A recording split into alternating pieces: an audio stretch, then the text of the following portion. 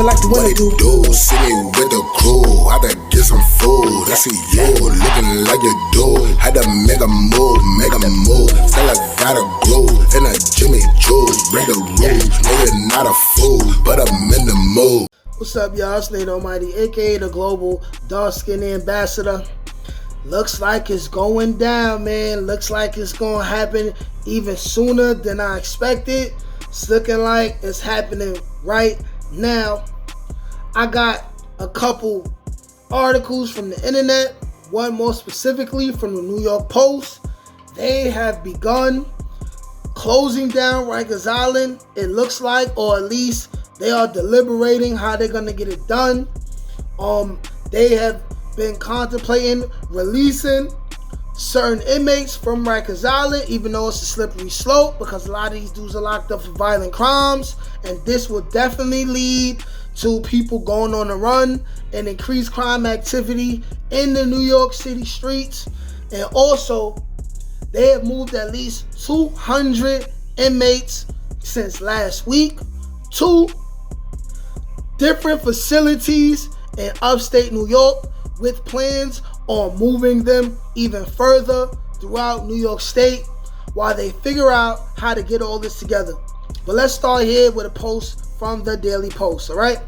It says here, on Friday, federal monitor Stephen Martin argued in court for hours that the Rikers Island jails are in a state of emergency with outside help needed to turn things around. Mayor Bill de Blasio's own Rikers plans, he warned, do not address the ubiquitous mismanagement and prevalent security failures, but since progressives have already made use of private contractors impossible, the crisis seems sure to bleed on. The main progressive solution right now is to simply close the jail down, pretending that crime does not exist. Reps Alexandria Cortez, Jamal Bowman, Jerry Nadler, and Nadia Velasquez toured the complex Tuesday, then demanded the release of all 5,000 plus inmates. And no matter that, in the wake of the no bail law, everyone still in custody is at least charged with serious violent offenses. Springing some inmates under the new less is more law and transferring others to state jails seems to be the most government Kathy Hochul is doing. She certainly doesn't want to take over this hot potato when she's eyeing next year's elections, okay? There's a lot of politics going on with this. Certain people don't want to take this on because if it makes them look bad, it'll reflect their votes in the polls next year. That's what they're basically trying to say. But let's keep going. De Blasio, meanwhile, now says he'll visit Rikers this week since he's all done with apparently more important duties like the Met Gala and the Royal Sussex visit. They're being sarcastic there, but let's keep going. For now, per a memo obtained by the Post, his Department of Correction is offering bonuses to prison guards, an extra $75 for working into a third shift and $150 if they work into the second half of the shift, retroactive to April 1st. The mayor also means to move 100 NYPD cops into the courts, freeing up correction officers for Rikers Island duties, and is looking to hire more corrections officers. Sadly, the monitor's call to hire outside security will run up against a previous progressive victory, a 2002 state law that bans any privatization at city jails. De Blasio has actually sought to hire a private contractor to handle perimeter security, only to have the bidder back out on learning of that law. Maybe Judge Laura Swain, who's hearing the monitor suit, can find an excuse to waive it during this crisis. Sadly, no one's asking her to do anything about reversing or waiving the recent softening of jail discipline rules that embodied the most violent detainees and further demoralized the guard force as COVID hit. The best idea may come from Representative Richie Torres. He wrote a letter co-signed by all City House Democrats. I really don't trust nothing Democrats are saying, more than what Republicans say, but let's keep going. Asking President Joe Biden for federal intervention. Bringing in the feds, after all, has the added advantage that no local politician will actually have to take responsibility for the deadly chaos wrought by aggressive reforms. Now, it's just getting trickier and trickier and trickier with this. You can see it's bad. They contemplating getting the president involved and getting the feds involved. You know what I'm saying? On one side, the force of the feds, with the extra personnel, that would get things better in order. But my thing is about the inmates. What kind of injustices as inmates will they face? What kind of brutality would they face? But moving on to an article from Yahoo News, it says that 200 Rikers Island inmates have been moved to upstate New York prisons to spare them from horrible jail conditions. Now it says about 200 Rikers Island inmates have been transferred out of New York City to prisons upstate since last week, part of an effort by the city to spare them appalling jail conditions. But detainees and their lawyers are decrying the stopgap solution. The inmates are now going through intake in state prison facilities as far as 100 miles away from the city. Once they clear initial admission, they'll be scattered even further away to prisons across the state. Several of those inmates have already tested positive for COVID, sources says. So, you know, if you know what I mean, you really concerned with COVID and you have a family member that's being transferred out of Rikers Island to all these different places, and or you have someone who is a loved one who is in the place where these inmates are being transferred to, you will be worrying about your people's personal safety. But now, moving on, many of those inmates pled guilty in part because it would have allowed them to do their time on Rikers Island, closer to their family. The city is doing everything they can to put lipstick on a pig.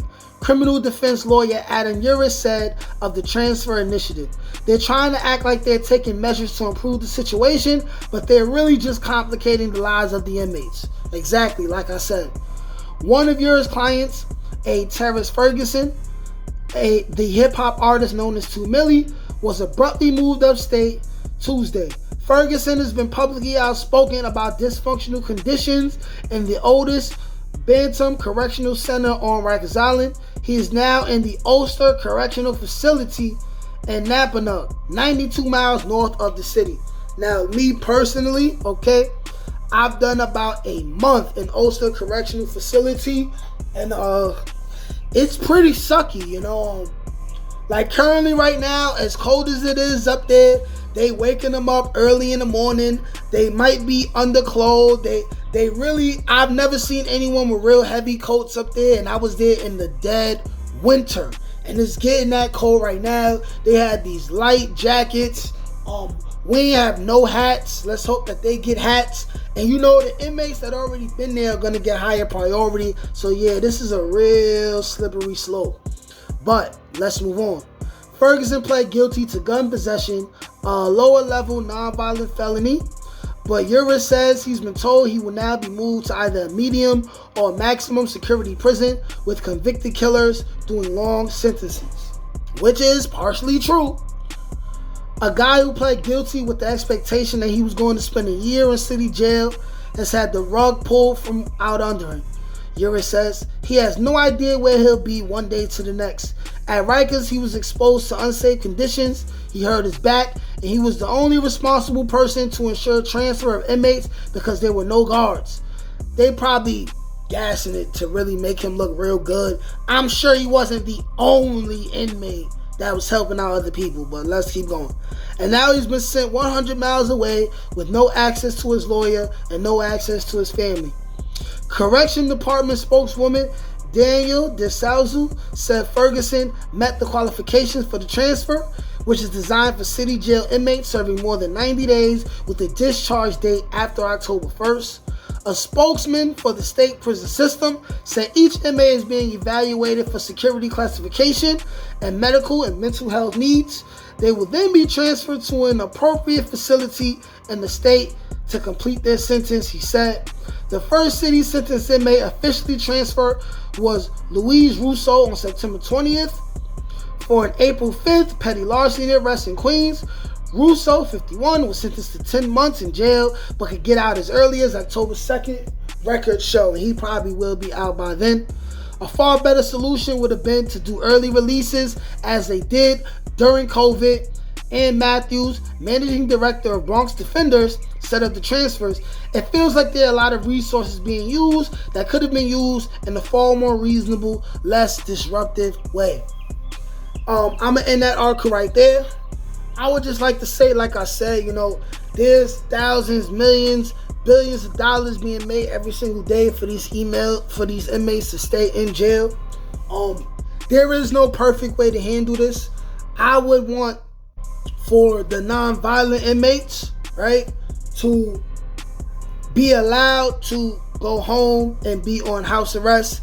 They are locked up for non-violent felonies. Most of those charges would not guarantee them a real long sentence. Those are the dudes that are likely to stay home. You know what I'm saying? And with weed being legalized in New York, you know what I mean? They'll stay home, get high. They'll stay out the way. For the more violent inmates, I can understand that they won't want to let them go home. I can understand that. But for the inmates who have corona, it's a slippery slope. Maybe some of them dudes should be sent home. But then, hey, if you're worrying about sending dudes who have been tested positive for COVID, now you got those that are worried about them going home and exposing themselves to other people. But if they stay locked up, then you got to worry about them exposing themselves to other inmates. They care more about the people who are outside in the free world than the inmates. It's just a real slippery slope. And there's a lot of money involved. I see Rikers Island being permanently shut down within the next 6 to 12 months. But even with that said and still, you still got to deal with the culture of Rikers Island. You know what I'm saying? The culture, if the culture is not fixed, then it doesn't matter if Rikers Island stays for another 80 million, kabillion, quadrillion years. You know what I'm saying? It's just a real slippery slope. If it has a chance to get better, it's gonna get worse first. And my heart goes out to the families of those inmates who died within the last year. My heart goes out to, the mothers, the children, all the family members that are affected and have to deal with this. But this is an update on what's going on with Rikers Island. Special news bulletin. Like, share, comment, subscribe. Peace.